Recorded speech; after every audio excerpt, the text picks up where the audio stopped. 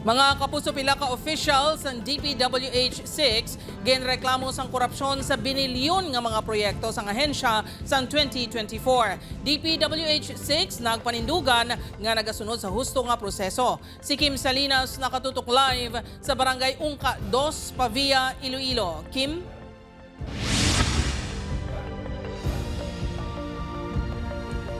Jert, apisar na kibot, handa ang regional director sang DPWH-6 nga tubangon ang graft case nga ginpasaka batok sa ila sa diin napatihan nga madismiss man. Magapangatubang sang kaso nga graft and corruption ang mga matagas nga opisyales ng Department of Public Works and Highway 6 tuhoy sa ginaaligar irregularidad sa pila ka multi-billion peso projects sang 2024. Nalakip sa ginreklamo ang regional director sang DPWH-6 pila ka district engineers katapos ang Bids and Awards Committee sang ahensya kag ang presidente sang kontraktor nga International Builders Corporation o kon IBC. Ginaaligar sa reklamo nga ginapaboran sang DPWH-6 ang IBC matapos nag-award pa sang proyekto sa kontraktor papisar sang issue sa ungka kag aganan flyovers. Ang kaso ang ginfile kahapon sa ombudsman sang watchdog group nga Crimes and Corruption Watch International Incorporated. Hindi natapos yung hindi ginagawa yung ungka aganon flyover.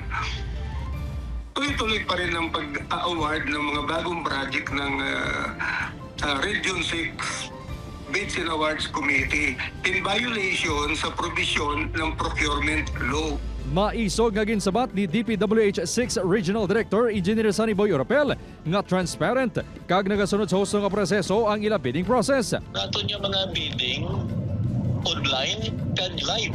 Paano kita makahatag sa hindi mayo nga procedure o hindi mayo nga pag-practice kay live makita sa tanan ng atong bidding. Positibo si Oropel nga madismiss ang reklamo bangod sa ginapahayag sini nga wala sang bastante nga ebidensya. Una nila naging file nga kaso against the former Regional Director Asik Neri kag the rest of the members ng Bid and Awards Committee sang una in 2022 na-dismiss gani. Apang sunod sa chairman sang grupo, mabakod ang ila ginauyatan nga ebidensya. Nagapreparar man ang grupo sang panibagong nga kaso tuhoy sa mga irregularidad sa mga proyekto sang ahensya subong nga 2025. Yung complaint affidavit na yan is more than 600 pages. So kompleto